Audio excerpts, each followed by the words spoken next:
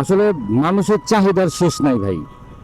একটা মানুষকে যদি পুরো ফুল পৃথিবী লিখে দেওয়া হয়, তারপরে সে মনে হবে যে পৃথিবী তো হয়ে গেছে, এখন চাঁদ, মঙ্গল গ্রহ, আরো যে গ্রহগুলো আছে ওগুলো যদি যায়, ওগুলোর থেকে যদি কোনো একটা ব্যাপার স্যাপার করা যেত, যে ওইখানে আসলে কি, আমরা ওই জায়গায় যাই, ওইখানে যদি কিছু জমি কিনতে পারতাম। তো এরকম হলো ব্যাপারটা। চাহিদা কখনো মানুষের শেষ নাই, এটার প্রমাণ আমি পেয়ে গেছি। আচ্ছা, ছোট ছোট প্রমাণগুলো দিতে হবে তো, না হলে তো আমি বললাম আর আপনারা বিশ্বাস করে নিলেন, সেটা তো হবে না। প্রমাণগুলো একটু নেন। আচ্ছা, প্রমাণ হলো, আচ্ছা ধরেন পৃথিবীর বুকে এখন সবচেয়ে ধনী ব্যক্তি হলো ইলন মাস্ক। আচ্ছা, ইলন মাস্ক এত টাকার মালিক হয়ে গেছে, ইলন মাস্ক কি কখনো চিন্তা করছে আমি এত টাকা দিয়ে কি করব, বা এই টাকাগুলো আমি কি নিজে কি কোনো কাজে ইউজ করে যেতে পারবো, বা আমি এই টাকাগুলো কি ভোগ করতে পারবো? না, কেউ চিন্তা কখনো করেই নাই।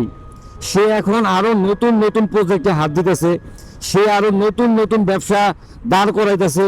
মানে আমি ভাই বুঝি না যে তুই বিশ্বের 1 নম্বর ধনী, কিন্তু তুই এখনো ব্যবসা করতে চাইতেছিস, মানে চাহিদার শেষ নাই।